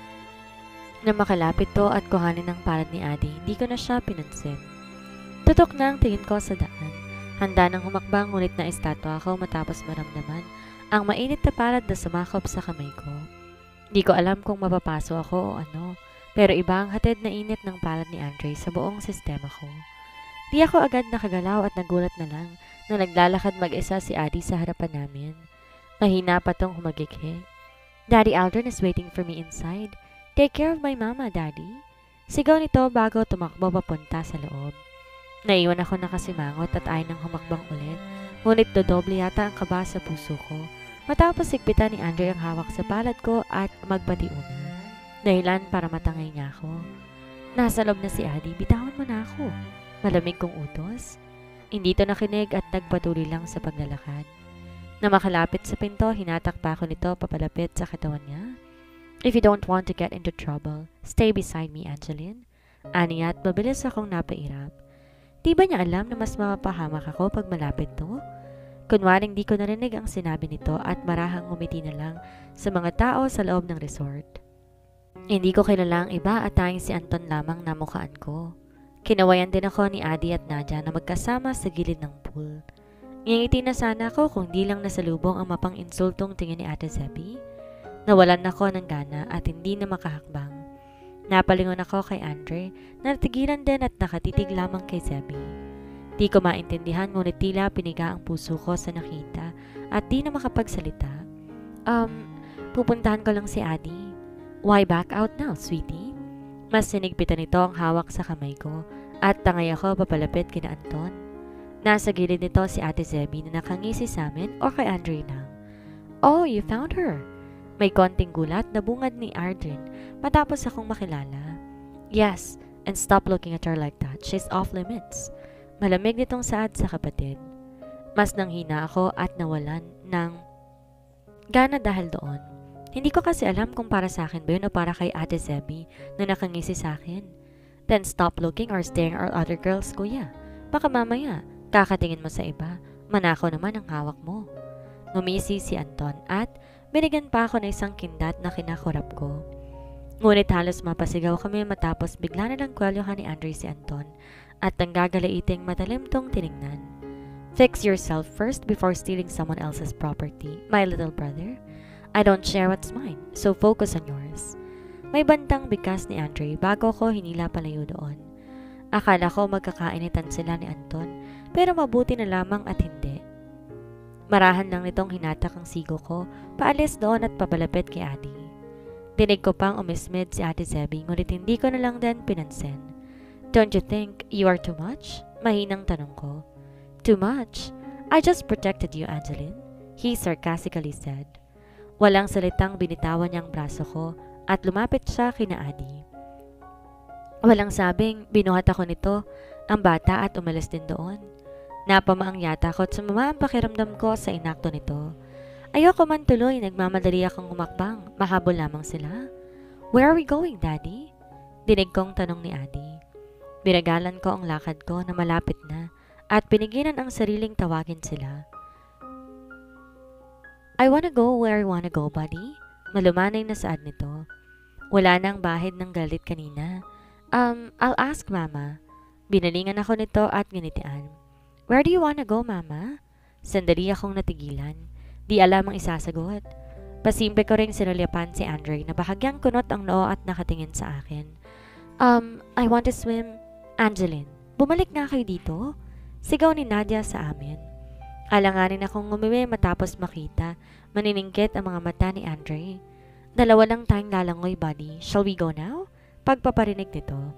Napaisip tuloy ako at di alam kung susundin ko si Nadia o susunod ki ni Andre. Should we invite your Tita Zebby or not? Muling tanong pa ni Andre sa bata. What about Mama? May himig ng lungkot sa boses nito. What about her? She doesn't want to go? Gusto ko ring lumangoy. Agad na sagot ko. Humakbang ako palapit at tinanlingon pa si Nadia. Sasama ako sa inyo. Gusto kong lumangoy? Bahagyang umaling si Andre habang nagsusungit ng mga sulyap. Nakita ko pa ang labi niya na may mumunting ngisi. What about your friend? Kunwaring tanong pa nito. Huminga ako na malalim at mas lumapit sa kanila. Nandoon naman si Aldrin. Di naman niya pababayaan si Nadia. Sila naman din na magkakasama kanina kaya't malamang hindi iwan ni Aldrin ang kaibigan ko. I'm excited, Daddy. Nakapunta na ako sa dagat pero di pa sa swimming pool. Napangiti ako matapos makitang di na ilang si Adi sa ama niya. Idagdag bang pibo na rin to sa harapan niya. Di ko rin maiwasang mapatagal ang titig kay Andre matapos makita ang totoong ngiti nito. I didn't know Adi is the key to make Andre a human being. Yes, a human being because he was once a heartless monster. Tahimik akong sumunod sa kanila sa villa para magbihis. Kaya lang nang maharap sa mga damit, hindi ko na alam kung anong isusuot ko. I have bikini but I don't feel like wearing it in front of Andre. Ano bang kinakahiya ko kung nakita na naman niyang lahat? Nag-init ang pisngi ko sa naisip. At tingin ko mas namula ang mga yon matapos mahagip ang inip na titig ni Andre mula sa salamin na nasa harapan ko. Mauna na kayo, susunod ako? Nahihiyang bigkas ko. Kumibit balikat to at muling binuhat si Adi na naniningkit sa akin ang tingin. Hurry up, Mama, you're sexy already. Sigaw nito bago tuluyang lumabas. Nakagat ko ang labit pikit matang kinuhang bikining puti. Di naman masama ang tabas nun. Sakto lang at konting harapan lang ang litaw. May pagka-highwaist din ang pang-ibaba kung kaya medyo komportable. Pilit ko na lang inangat ang mukha ng lumabas. Pero kahit malayo pa ramdam ko na mga titig na nakasunod sa akin. Nang lingunin ko hindi malang nag-iwas ng tingin si Andre. Kahit tuloy nang lumusong sa swimming pool nag-ingat ako. Takot na baka mamaya basta na lang matalisod dahil lang sa mga titig nito. Mama, come here. Look, I'm floating. Pagmamayabang ni Adi. Simple akong umisi at tumango kahit pakita ko namang hawak siya sa likod ni Andre. Good job, baby. Halika. Kusang kumapit ang mga kamay ko sa balikat ni Andre para lang mahagka na maayos sa pisngi si Adi. Humagik-hik to at mas finifeel pang pag-float. Mahinang tumikim si Andre at tiningnan ako mula sa balikat niya. Do you wanna float too? I can hold your back. Presenta nito. Mabilis akong umiling at mas kumapit sa balikat niya. Pero natigilan ako matapos maisip kung saan nakadantay ang palad ko. Tila napapasang binitiwan ko ang balikat niya at lalayo sana kung di lang naantala sa mga dumaang mga lalaki. Nagtatawanan pa ang mga yon, ngunit nang masulyapan si Andre, tinawag ang pansin nito. Man, akala ko nagbibiro lang si Anton na napapapunta kanya sa resort niya. Anang lalaking gulong-gulo ang buhok. Nahiya ako ng kaunti matapos ako nitong tapunan ng tingin. Napahawak din akong muli sa balikat ni Andre dahilan upang lingunin niya ako. At wari napansin niyang pagkailang ko kung kaya humarang siya sa harap ko at tinakpan ako. Yeah, I didn't expect it to. Akala ko hindi na ako may isip ng kapatid ko. May bahid ng sarkasikong bigkas ni Andre. Mahinang humalakak ang lalaki at sumunod doon na mahinang halakak din ng 4 na kasama pa nito. May inuman mamaya, may attendance Andre, dagdag nito. See you there? Di ko alam kung tumango pa si Andre or umiling. Kita ko lang tumango ang lalaki bago tinapik sa balikat ang katabi at tuluyang umalis. Doon lang ako lumabas sa gilid ni Andre. Agad kong inalalayan si Adi para umayos na at di na humiga sa tubig. What's inuman, Daddy? Am I allowed to go with you? Inosenteng tanong nito. Nagkatinginan kami ni Andre dahil doon. Seryoso to tila iniisip ang sagot. Kids are not allowed to go, buddy. Adults aren't allowed to unless they ask for permission to go. Tumaas ang kilay ko sa sagot niya. Kailan pa napunta sa bokabularyo nito ang pagpapaalam? So will you go, Daddy? Maging ako yata naging alerto sa magiging sagot nito. Halos mabitawan ko na si Adi. Should I go, Angeline? Pwede ba akong uminom? Walang bahid na birong tanong nito. Nagulat pa ako. Di minsan di ko siya narinig magpaalam kanino man. At bakit siya magpapaalam sa simpleng inuman lang? Parang kagabi lang umuwi pa siya ng lasing. Why are you asking me? Di naman kami sasama ni Adi. Matutulog kami ng maaga. Akbang muli kong kukunin sa kanya si Adi. Ngunit umalis siya sa tubig at baliwalang umahon na. If you don't want me to go, then I won't. Simple as that, Angeline. Mabilis akong umahon din mula sa tubig. Sumunod sa paglalakad nito patungo sa villa. Tanaw ko pa si Adi na may nalilitong titig sa akin. Talaga ba, Andre? Anong masamang hangin at nagpapaalam ka? It's your own decision whether to go or not. Huwag mo na akong gawing sira dito. Pumunta ka kasi gusto mo, hindi yung tumanggi ka. Pero sinabi ko pagkatapos magagalit ka sa akin sa huli. Buhay mo naman yan. Malamig kong tugon. Sa kabilang banda, kahit paano umasa kung di na siya pupunta sa inuman pero mali ako. Pagkatuloy ko pa lang sa villa, pabulong na itong nagpaalam kay Adi. Hindi niya ako sinulyapan at nilagpasan lang matapos madaanan sa may pintuan. Ines akong napabuga ng hangin. Wala naman kaso na iinom siya, pero sana hindi na siya nagkunwari bang hihingi siya kuno ng paalam sa akin. Mama, are you mad? Tanong ni Adi matapos mapansin ang katahimikan ko. Huh? No baby, I'm just kind of tired. Tired of everything. Naisip ko, kailan kaya aayos ang buhay ko? Yung tipong di ko na kailangan isiksik ang sarili ko. Di kailangan malimos pa ng pagmamahal. Di na kailangan kumapit sa kahit sinong po pwedeng makakapitan. Nakahapo akong umupo sa kama kung saan nakaupo ron si Adi. Nabigla ako matapos maramdaman ang pagyakap niya sa akin mula sa likod. Mama, if it's too heavy, let it go. Sorry po kung dahil sa akin, nagiging sad po kayo. Ano anak? Gulat ko siyang hinarap. Di ko lubos maintindihan kung bakit niya nasasabi yun. Nahabag ako matapos kong makita sa mata nito. Tinamaan ako ng konsensya mula sa nangyari noon. Malaki ang pagsisisi ko sa binala kong gawin sa ampunan ng anak ko. Pero bakit parang ayaw niyo po kay Daddy? Kasi kung ayaw niyo po sa kanya, ayoko na rin po sa kanya. Umiling-iling ito. No anak, hindi mo kailangang ayawan ng daddy mo. Di lang talaga okay kami ngayon pero magiging maayos din kami. There's no reason for you to hate your father just because we're not doing well. Nagtatampo lang ako, pagsisinungaling ko pa. Totoo naman na walang rason para ayawan niya si Andre. Kahit pa alam kong masama ang ugali nito, hindi naman ako bulag para hindi makita ang pagiging ama niya kay Daddy. Sa konting sandali, alam ko, desidido siyang magpakaama. Buo na ang desisyon ko. Akmang magiging tulad si Daddy na kulang sa magulang. Ngayong may pagkakataon na para mabuo siya, hindi ko na hahayaan pa na masayang. Isa pa, hindi deserve ng anak ko na balang araw mamalimos siya ng pagmamahal. If you can have it now, then be it and let it last for a lifetime. Nang umayos ito, ay pinaliguan ko na at binihisan. Nag-ayos na rin ako at nagpa siyang sunduin si Andre. Walang magandang dulot kung malayo kami sa isa't isa at kung makikita pa ni Adi ang bangayan naming dalawa. Baby, check ko lang si Daddy mo ha. Stay here, don't go out, mabilis lang ako. Paalam ko sa kanya. Sure mama, Daddy is surely on its way. Anito na kinakunot ng noo ko. Gusto ko nga sanang tanungin ang sinabi niya pero sayang lang sa oras kaya naman nagmamadali ako sa pag-alis. Wala rin akong ideya kung saan hahanapin si Andre. Di ko naman alam kung saan sila iinom basta nilibot ko lang ang resort at kung saan may ingay doon ako tumungo. Malayo pa sa lubong na ang kilay ko. Inyanda ko na kanina ang sarili na huwag magalit. Pero ngayong naririnig ang ingay nila at tili ng ilang kababaihan, gumigising ang inis ko. Tumaas ang kilay ko matapos silang matanaw sa night pool. May kadiliman ngunit pilit kong inaaninag si Andre. Ang nakita ko si Anton na nakangisi sa mga kaibigan niya. Hinarap ko rin si Aldrin at Nadia ngunit wala sila. Ang tayong nakasalubong ko ng tingin si Ate Zebby na nakataas ang kilay sa akin. Hindi ako nito hinintay makalapit pa sa kanila.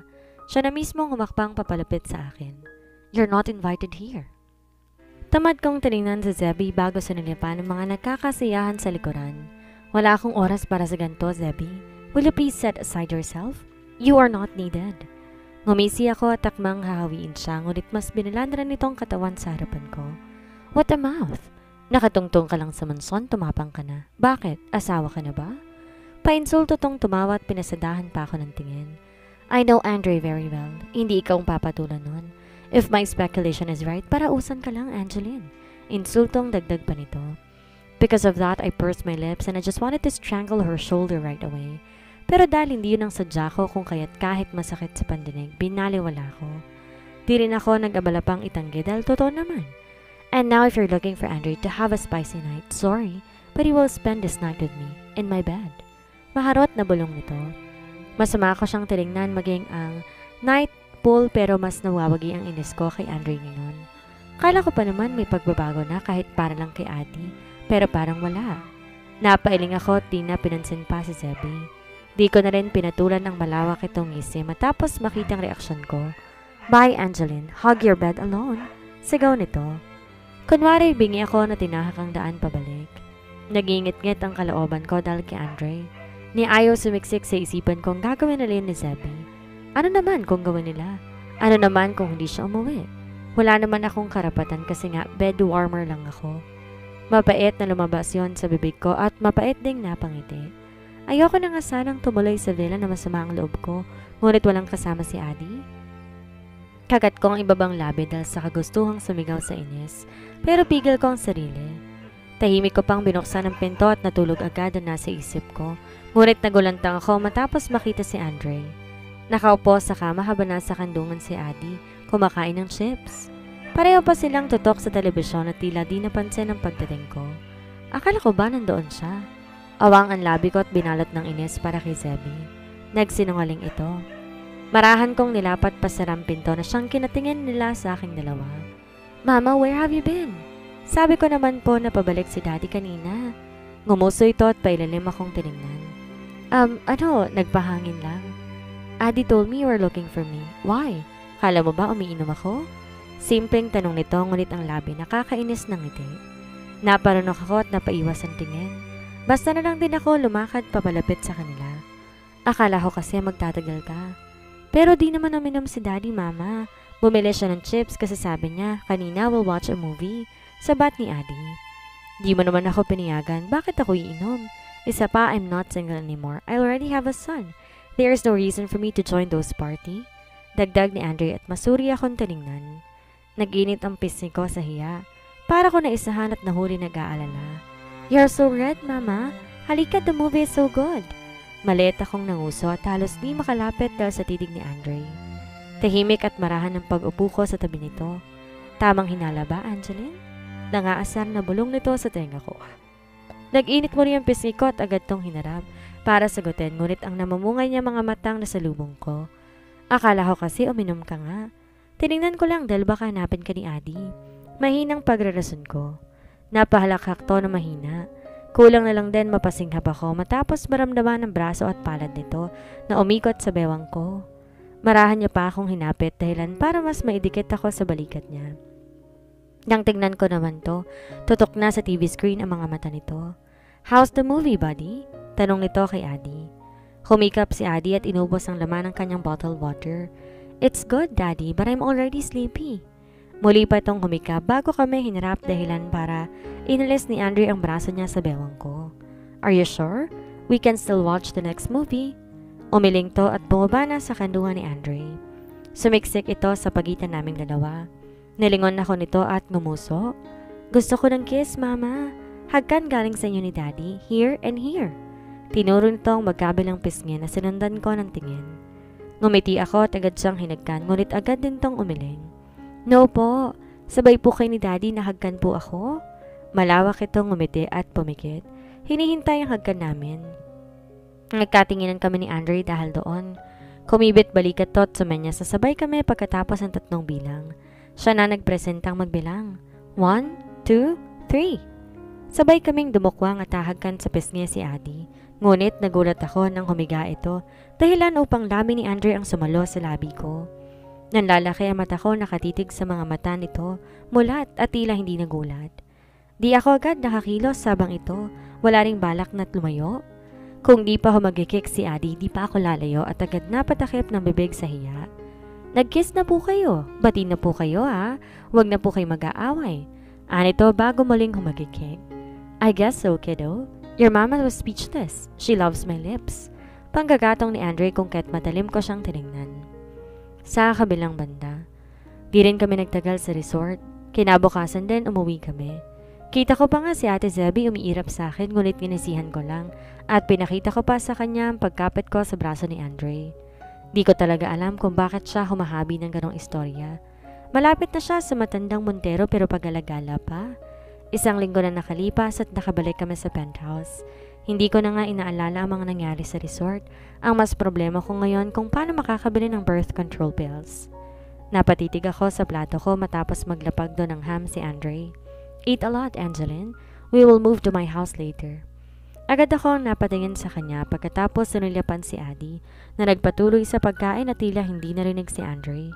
Lilipat tayo? Bakit? Nagugulohang tanong ko. Maayos naman sa penthouse niya at komportable ako. Isa pa mas mahihirapan akong pumustit sa pharmacy kapag nagkaganon. What is wrong with that? Masyado maliit ang penthouse. We need a big home for Adi and, yeah, for Adi. Tumango to na para bang kinukumbinsi ang sarili. Maliit, sakto lang naman. Isa pa, komportable naman kami ni Adi.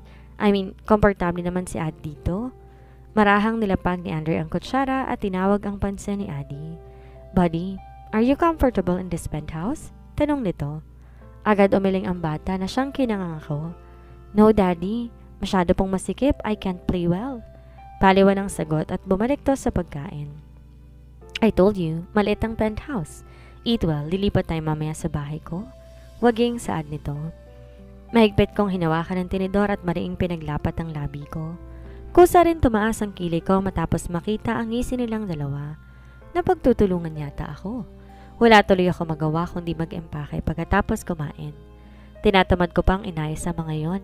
Di rin kasi mawala sa isip ko kung paano bibili ng pills. Buisit na pills yan. Hindi ba pwedeng kung kailan mo lang feel magbuntis, doon na lang? Gigil ko ang sinara ang maleta at nilingon si Adi na naiinip akong pinapanood habang nakaupo sa kama. Ay mo ba talaga dito, baby? Malumanay kong tanong. Daddy said I have a playground in his house. Mas malapit na Mark naman dito. Pwede natin pasyalan minsan. But that is not safe, sweetie. Don't try your luck. Living my house is better than living here. Yaya Karen will be there too with another maid. Umismid ako sa sagot ni Andre na basta na lang tumuloy sa kwarto. Tumabi ako ng buhati nitong maleta. Is this all? Yes, Daddy. I'm excited. Si Adi ang sumagot sa kanya. Tamad akong sumunod sa kanilang dalawa hanggang sa biyahe, nakasimangot ako. Pero nang makarating sa subdivision at makita ang bahay, sumilay ang ngiti sa labi ko. Di yun mansyon pero napaka-homey ng dating. Sa tingin ko, 2 palapag lang pero napakalawak ng puting bahay. Wow, Daddy! This look nicer than Grandpa's mansion. Di mapigilang komento ni Adi matapos namin makatuloy sa loob. I beg to disagree, Apo. My mansion is well established than this. Doon na lang manatili, total gusto kitang makalaro, Apo. Ani ng matanda. Nanlamig ako sa kinatatayuan matapos makitang matandang Monterong bumaba ng hagdan. Sa tingin ko, di rin inasahan ni Andre ang presensya niya matapos makitang pagpirmi ng labi nito. What are you doing here, Lolo? I thought you were on a business trip. Yeah, but I canceled it. I want to spend that stay with my apo. Ngumiti ito kay Adi pero hindi sa akin. Dinipa ang kamay at tinawag ang bata.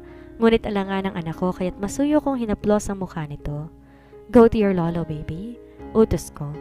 Tiringala ako nito at kita kong pagdadalawang isip sa mata niya, kaya ngumiti ako at tumango. Doon pa lang to tumakbo patungo sa matanda. Nagmano pa ito na ikinatuwa ng lolo niya. Oh, you raise a good child, komento nito. Alam kong ayaw nito sa akin pero malaking bagay ang sinabi nito. At least nakikita nilang pinalaki ko na maayos si Addie. Maybe we can invite in Zevi over here, Andre? She'll be delighted to bond with Addie. Nawala ang ngiti ko at napaiwas ang tingin. Paano mo ba ipapanalo ang laban kung sa una pa lang may nanalo na? She's not allowed to go here. With all due respect, Grandma, please note the mother of my child is here. Respect her, and I will respect you. Malamig na tugon ni Andre. Awang ang labi. Hinawakan ko ang braso niya para sana ipabawi ang sinabi nito. Isa pa, wala din naman saysay yun, lalo pat di naman kami. Ngunit imbes yatang mainis ang matanda, lumitaw pa ang mapang-asar na ngisi sa labi nito. Walang seremonyas niyang tinawag si Yaya Karen. Karen, buy some groceries and everything that's needed here. Sigurado ako magtatagal dito ang upo ko. Agad tumango si Yaya Karen at tumakbang palabas, ngunit nang maalala ko na kailangan ko ng pills, binitawan ko si Andre at tinawag to. Yaya Karen, sasama po ako. Tumigil to at hinintay ako, ngunit nag-aano lang tumingin kay Andre. Where do you think you're going? Sa lubong ang kilay na tanong nito. Bibili ng gamot sa pharmacy? Sandaling naningkit ang mata nito kahit alam ko na agad ang iniisip niya. Hindi ako tatakas, Andre. Nasa iyong anak ko kahit walang dahilan para tumakas ako. Pero mukhang dito kumbinsido sa sinabi ko at mas naningkit sa akin ang tingin. You can ask the driver to watch her closely so she won't have a chance to escape. Suhestyon ng lolo niya na ikinanga ako. That would do, sang-ayon ni Andre. Wala tuloy ako magawa matapos itong sumabay sa amin sa labas. Hinabilinan nga ang driver. Every move, don't take your eyes away from her. Madiin itong habilin. Sinalyapan pa ako ni Andre pero inirapan ko siya. Nainis ako na hindi ako makakilos ng malaya. Sa biyahe tuloy, di ako makangiti sa driver at kay Yaya. Kuya, tulungan niyo na lang pong mamalengke si Yaya Karen. Ako na lang po mag-isang bibili ng gamot. Suhestyon ko matapos makarating sa lugar. Hindi po ma'am, mapapagalitan po ako. Kayo nga pong sasamahan ko pagkatapos balikan na lang po natin si Karen. Mariin akong pumikit at sumandal sa upuan. Bigo ko na makababa tuloy na iilang akong sinundan ng driver. Kuya, hintayin niyo na lang po ako dito sa labas. Isa lang naman po itong pinto. Magalang kong paalam. Di na to nagpumilit pa. Mabilis lang din akong pumili at bumili. Dinagdagan ko rin ng painkiller at paracetamol para lang may maidadahilan ako. Bago lumabas sa pharmacy, siniksik ko sa sling bag ang pills. Sundan po natin si Yaya Karen. Yakag ko sa driver nang makalabas. Medyo nawala ang kaba ko na nakabili na ako ng gamot, pero di sigurado kung magiging epektibo pa ba ito. Ayoko maging mangmang at mabuntis na naman. Mas mabuti sigurado kaysa maging lohaan muli. Di na kami bumaba ng sasakyan at hinintay na lang si Yaya Karen. Na makapasok to sa loob ng sasakyan, mahigpit kong hinawakan ang sling bag na akala mo'y masisilip niya ron ang pills kahit di naman. Nakabili na po kayo ng gamot? O sisa nito nang umandar na ang sasakyan? Oo. Dinagdagan ko na para sakaling kailangan nyo meron na agad. Maliit akong ngumiti na ikinatango nito.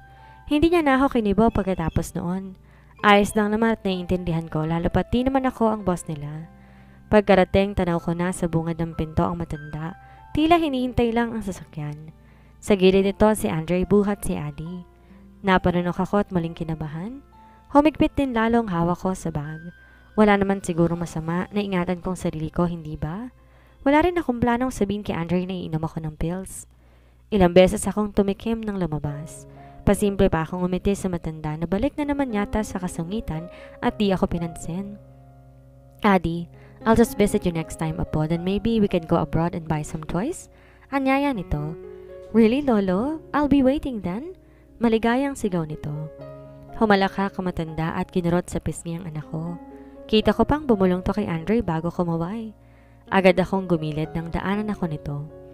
Dilagpasan na talagang di tinapunan ng tingin. May kurot akong nararamdaman sa puso ko. Ayos lang naman talaga at sanay ako na maging hangin sa paligid ko. Ang importante sa akin ngayon yung pagiging masaya ni Addie. Pero syempre tao lang din ako. Nasasaktan, naghahangad ng pagmamahal. Bit-bit ko ang bigat ng damdamin hanggang maggabi. Tinulungan ko lang sa paglilinis na nayayakarin. Muntik ko pang malimutan ng pills kaya bumalik patuloy ako sa kwarto. Makuha lang ang bag na bitbit ko kanina at mabuti wala lang si Andre dahil abala pa to kay Ali. Pagbalik sa kusina, inihanda akong isang basong tubig. Binasang mabuti ang karton para sa direksyon at malaman ang gagawin. Ang sabi dapat tuloy-tuloy kaya hindi po pwedeng mailigdangan ako. Tinitigan ko pa yon bago pikit matang ininom. It's already late, Angeline. What are you still doing here at the kitchen? Napamulat ako sa boses ni Andre. Mabilis kong kinipkip sa kamay ko ang pakete at karton ng gamot bago tinago sa likod ko. Pagharap ko, inilahad ko ang baso ng tubig sa kanya. Nauhaw kasi ako. What are you hiding at your back? Matalim nitong tinitigan ang kamay kong nasa likod kaya't mas sumigpit ang hawak ko sa mga gamot. Wala, bakit ba uminom lang naman ako? Mabuti na lang di nanginig ang boses ko pero mapanuri pa rin akong tiningnan nito at walang pasabing humakbang. Kusa ring namilog ang mga mata ko matapos itong higitin ng kamay ko at tumambad sa harapan niya ang lalagyan ng mga pills. Kunot ang noon nito nang kunin yon sa kamay ko na halos ikaputla ako. Kita ko nagdilim ang paningin nito matapos mabasa yon. Napaatras pa ako matapos makita. Basta na lang niyang nilokot ang mga yon sa kamay niya.